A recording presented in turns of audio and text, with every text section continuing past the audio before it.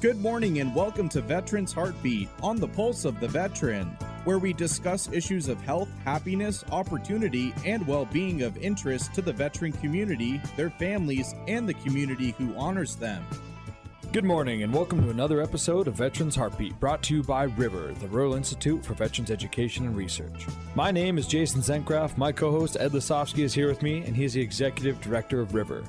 We welcome you to a weekly wide-ranging discussion of issues, events, opportunities, and needs in our veteran community. Morning, Ed. How you doing? Morning, Jason. We'd also like to thank our sponsor, Farside Signs. They create amazing-looking vehicle graphics that will drive traffic to your business. They are located at 1526 South Avenue West in Missoula. Follow them on the web, Instagram, and Facebook, or just stop on by. So we have Tim Chester with us today, and we have a new course that we're going to be teaching here shortly, and it's a photovoltaic course. Stay with me, though, because the title's a little confusing, but basically boils down to solar panels. So, Tim, do you want to give everybody a little bit of background on who you are, where you come from, you know, your experience in the military, and then how you got into the field of renewable energy? Sure. I retired from the Coast Guard after 22 years in 2012. Decided that renewable energy was kind of the direction I wanted to go, so I went to the University of Montana, did a 2-year degree, got a degree in energy technology, and while I was doing that, I was doing a little bit of teaching, student teaching, and I had done some teaching in the military, so I kind of knew that that was a direction that I wanted to go. So as soon as I graduated, got my degree, they hired me back to teach in the energy technology program. And I was continuing on with a environmental sciences degree, hopefully.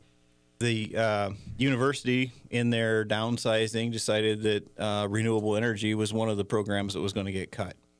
So looking at no job prospects in teaching in that field, I decided that my real focus had always been solar photovoltaics, and that seemed to be the trend of where the world of solar is going right now, is grid tie solar. So I took off and went to Colorado for a couple of months, went to Solar Energy International, and they are pretty much the world standard. They are internationally, they teach in multiple different countries, and they are the standard for solar electricity training. So I did a 6-week program there, resident program, and then I also had to take basically every solar course they offer to become a certified instructor for Solar Energy International.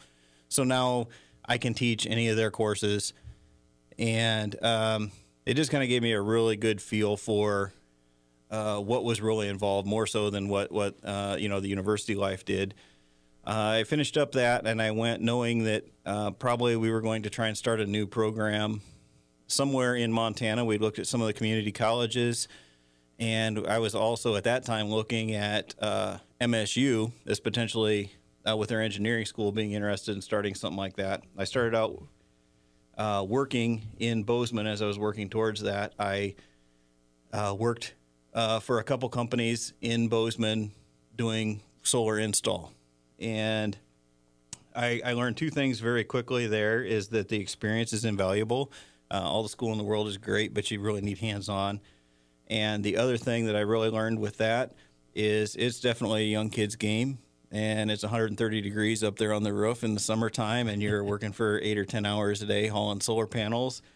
And I decided my time is probably way better spent in the classroom, teaching, passing my knowledge on to students, and we'll let them play on the roof and have all the fun. Let them do the hard work. So last fall, I met up with the folks at River, got invited in, came in, talked to them. We sat down and decided that this would be a great program for vets. And the fact that since 2012, there's been a push for veterans. Soldiers to Solar is one of the name of it, or Veterans to Solar is a program of a push they started that they want 75,000 trained people in solar by 2020. So kind of all over the country, this is really taking off. But what I found when I retired and tried to get into this industry, there are very few schools that do it. and the one name that came up over and over and over again was Solar Energy International.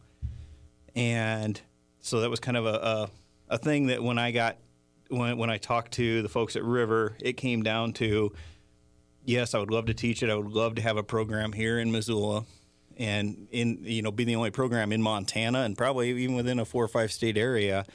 But my one kind of hard, fast rule was, if we do that, we need to go with Solar Energy International's curriculum because they are the standard. So we will be teaching that program that is already a proven program. Well, Tim, when you came through the door as a 22-year veteran of the Coast Guard, which you made pretty good rank for the Coast Guard. We want to give you kudos for that. What did you see with River as an instructor? Was it a place you wanted to teach? Well, the very first thing that caught my eye really didn't have anything to do with teaching so much, but it has to do with veterans. And I found that I didn't realize the bond that I was creating, forming, and literally how it changed my life of being a veteran. I didn't realize how significant that was. And coming into River and being surrounded by veterans was just a very good feeling to me. The comfort level was there instantly. And, the focus is really on the people. And I could see that right away. The focus being on the people. Education is important. We all want, people to get educated. But more importantly, I think the people are the number one key. And that struck me right away at River. So as soon as I saw that, and I saw that those would be the folks that I get to work with every day, there was really no decision for me other than how soon can we make this happen. So, and the problem we've had is getting all the approvals through the VA. Sure, and that's actually, it's funny because I talked to, I'm good friends with a lot of the folks down at Solar Energy International, and I talk to them on a probably a weekly or more often basis, and they had to go through the same process several years ago with the VA. And they keep telling me, it's okay. If it's submitted to the VA, it'll happen. Just be patient. Well, I guess that's kind of like my medical appointments, too. Just be patient and try not to die before anything bad happens. Try not to die. Okay, let's talk a little bit about what it's not just solar that we're offering there at River. You're looking at all the renewable energy, and it's been kind of a up and down road. I mean, President Trump recently put in the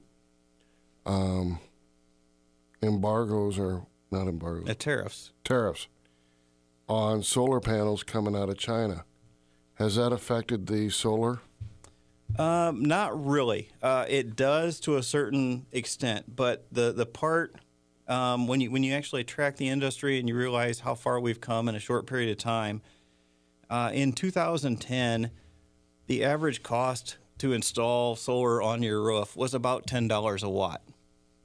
Here, 2016, I think, is the last time I have data for. It was about $2.93 a watt, and that's with the Chinese solar panels that we've been using. So, this huge decrease is literally a third of the price, and in 6 years' time. So this increase, the modules are actually the part that's that has the tariff coming from China is actually probably only maybe 20% of the cost of a system if you were to put it on your house. So realistically, the only thing the tariff will do is probably bump us back to 2015 prices, 2016 prices. It'll be a speed bump for a year or two, but realistically, we're still well within the return on investment window that most systems are probably still going to pay for themselves within 12 years. With solar, with renewable energy, how reliable is it? I've heard horror stories of batteries and all this other stuff. There can be, and it's just like any other system. It is purely based on how it's installed and how it's used. Most of the solar being installed right now, if you go around town, look around the neighborhood, see it on the roof, is all grid tie. It goes to, DC electricity coming off the roof, goes to the inverter, gets converted to AC electricity, and goes right back out into the grid. Okay, so I'm not real smart with all this stuff, so I'm going to ask you some basic questions. Okay. Okay, when you say grid tied, you mean it's tied back into the electrical company's Correct. system? It is. It goes back out into the electrical grid. So any electricity that the building itself is not using, the extra electricity that's being generated over and above, your refrigerator and your stereo and stuff like that, that extra electricity goes back out into the grid for everybody else to use. Does the power company pay you for that? They do not. You get credit for that. We are on net metering in Montana, which means any excess electricity can go back to the grid, and you will get a credit for it. And what that works out to be is at 2 o'clock in the morning, when the sun's obviously not shining and you're not producing electricity, and you turn on the light to go to the bathroom, your light's going to come on. You're using now those credits. So you don't have to have batteries? No, batteries are not required to have solar on there unless you want something where the power goes down. If the electrical grid goes down and all your neighbors' lights are out, but you still want electricity, then you would have to have some sort of a battery system. Okay, and is there a bunch of grants and stuff available to install all of this? There are tax credits. There are both state and federal tax credits, and they vary per what you install and what kind of a facility you're installing it on. So a business may have different tax credits than what a residence does. And they're fairly generic tax credits. They are fairly substantial, but I think it's a 30% federal tax credit, but I'm not in the tax business, so I'll tell you, go talk to your accountant. But yes, there is a credit, federal and state tax credits for it. So that takes the sting out of putting it in. It does. It does, absolutely. So with this kind of energy, how are we in Montana compared to the rest of the nation stacking up to installs? Is there going to be a need for the students coming out of this program? Absolutely.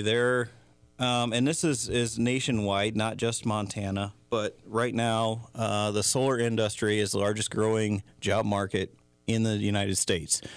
It's actually growing at 12 times the rate of any other job market.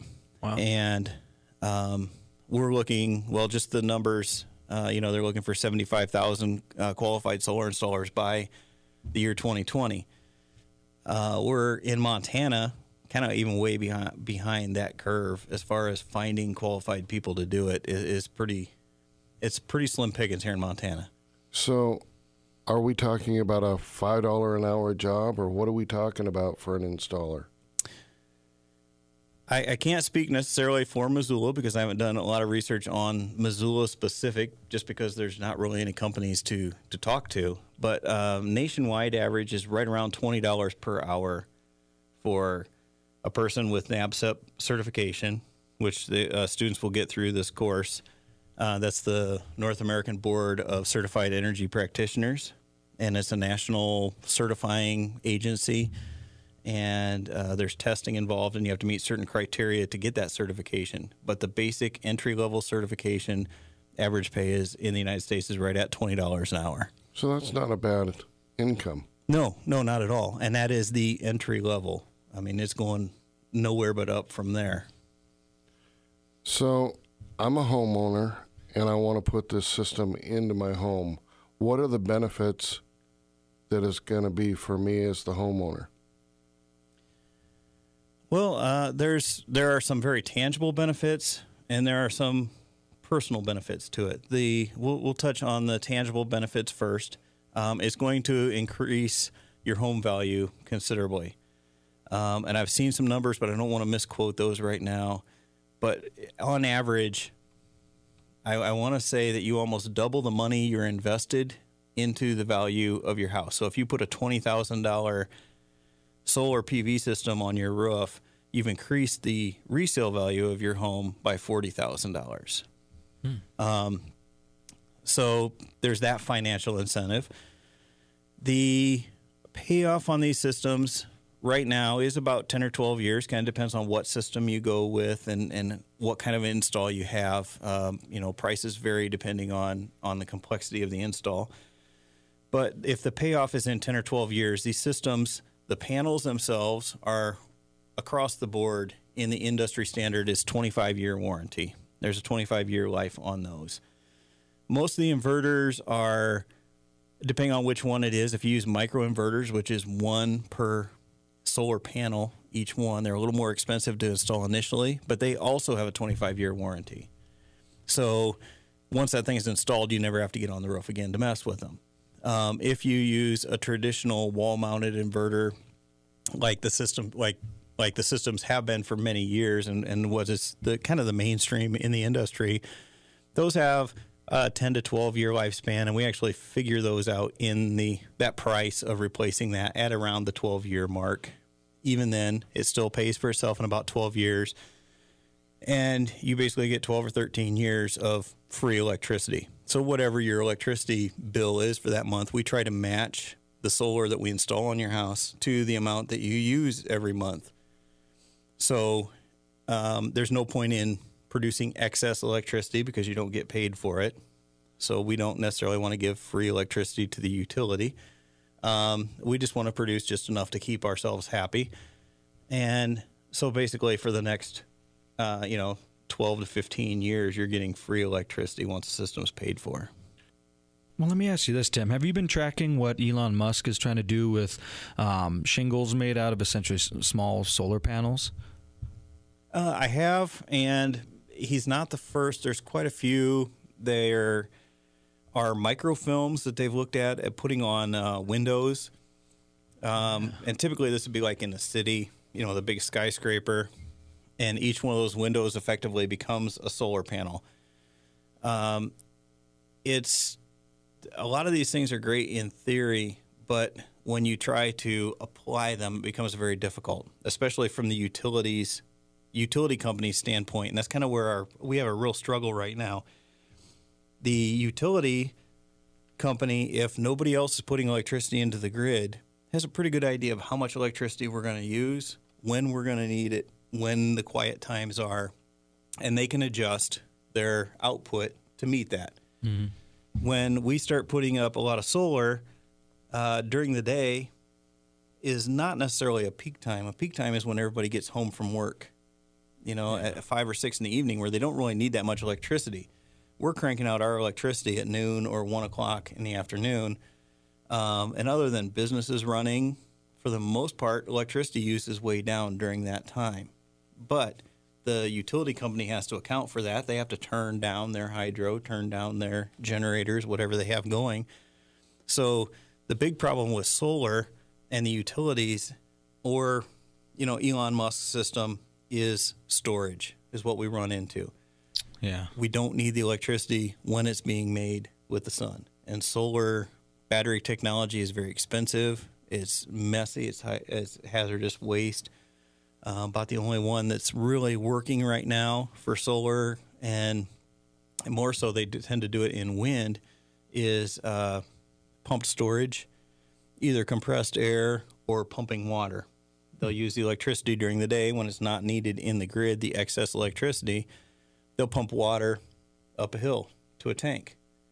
And now we have that potential energy of the water sitting up there. And when the sun goes down and we need electricity, all we have to do is open the valve, reverse the flow, and pump it back down, and we can use that as our hydroelectricity.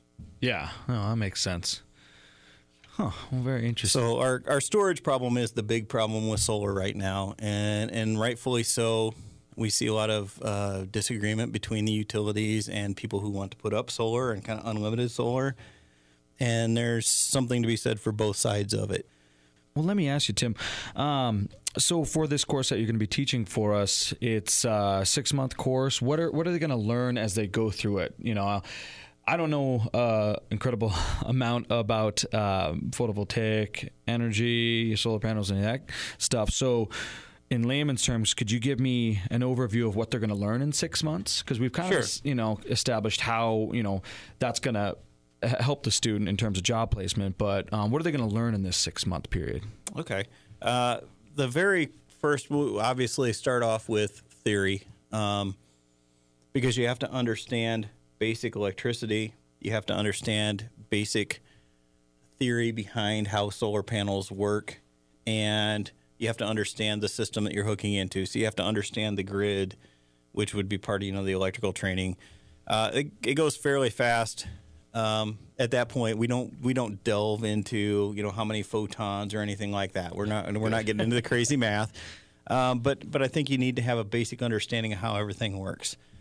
And then we jump right into grid tie installations, because that is probably the most common thing that we're doing right now in the solar industry. And it's the easiest, probably, least complex system to do. So we focus on that because that gives the students a chance to really practice the basics of a site survey and figuring out how much electricity does the customer need, and how would I design this system sized to meet that. And then once we get through that and they get some solid basics on that, we move into commercial scale grid tie, which is kind of really the same thing, only much bigger. Instead of looking at a typical house install might be 5 kilowatts and 30, 35 panels, we are looking at on top of a commercial building, Walmart or the mall or somewhere like that, and we might be putting up several thousand modules. Other places in the country, they do utility scale, which might be 10 or 20,000 individual modules, individual panels. Wow. Up there. So we start out that scale, residential, work our way up to commercial. Then we start getting kind of off into the weeds a little more, into the customized systems.